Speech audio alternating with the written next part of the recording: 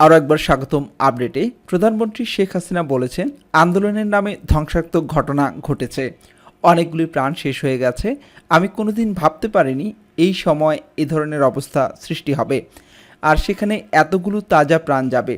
আজ সকালে বঙ্গবন্ধু আন্তর্জাতিক সম্মেলন কেন্দ্রে জাতীয় মৎস্য সপ্তাহের উদ্বোধনী অনুষ্ঠানে তিনি একথা বলেন। প্রধানমন্ত্রী বলেন, সম্পূর্ণভাবে কোটা বাতিল করে দিয়েছিলাম। হাইকোর্টের রায় সেটা আবার যখন পুনর্বার নিয়ে আসা হয়, সরকারের পক্ষ থেকে আমরা আপিল করি। আপিল বিভাগ হাইকোর্টের রায় স্থগিত করে দিয়ে পূর্ণাঙ্গ শুনানির তারিখ নির্দিষ্ট করে দেয়। আবার সেই কোটা ফিরে আসে। কোটা আর থাকবে না। আমার জারিকৃত প্রজ্ঞাপনটাই আবার কার্যকর হয়।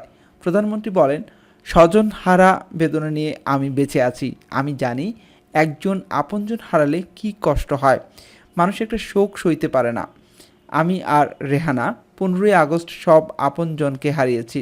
তারপরও স্বজন হারাবার বেদনা নিয়ে ফিরে এসেছিলাম বাংলাদেশে, যে বাংলাদেশে তখন আমার বাবার ঘাতকরা ক্ষমতায়, যুদ্ধাপরাধী যারা তোমাদের আমাদের মা বোনকে ধরে নিয়ে পাকিস্তানি হানাদার বাহিনীর ক্যাম্পে তুলে দিয়েছে, গণহত্যা চালিয়েছে, অগ্নিসংযোগ করেছে, গ্রামের পর গ্রাম জ্বালিয়ে পুড়িয়ে ছারখার করে দিয়েছে, লুটপাট করেছে। তারাই তখন ক্ষমতায় ফিরে এসেছে। 15ই আগস্ট জাতির পিতাকে হত্যার 6 বছর দেশে আসতে পারেনি, বিদেশে রিফিউজি হিসেবে আমাদের থাকতে হয়েছে। আমার ছোট বোনের পাসপোর্টটাও যারা ক্ষমতায় ছিল রিনিউ করতে দেয়নি।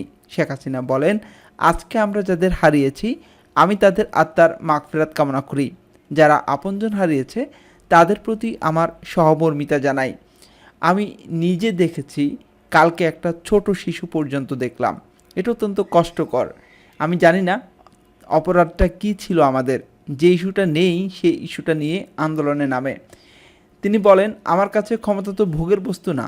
আমি আয়েশ আরাম করার জন্য ক্ষমতায় আসিনি। আমি দিনরাত অক্লান্ত পরিশ্রম করেছি বাংলাদেশটাকে একটু উন্নত করতে। সেটা আমি সফলভাবে করতে পেরেছি। আজকে বাংলাদেশ বিশ্ব উন্নয়নের রোল মডেল। সে মর্যাদাকে কেন নষ্ট করা হলো, সেটা বিচারের ভার আমি দেশবাসীর কাছে দিচ্ছি। আজ এ পর্যন্তই। যারা দেখছিলেন এতক্ষণ আপডেটের সাথে ছিলেন, সবাইকে অসংখ্য ধন্যবাদ। যদি চ্যানেলটি সাবস্ক্রাইব করে না থাকেন অবশ্যই সাবস্ক্রাইব করবেন, আর ভিডিওতে লাইক করবেন, কমেন্টস করে সাথে থাকবেন। আল্লাহ হাফেজ।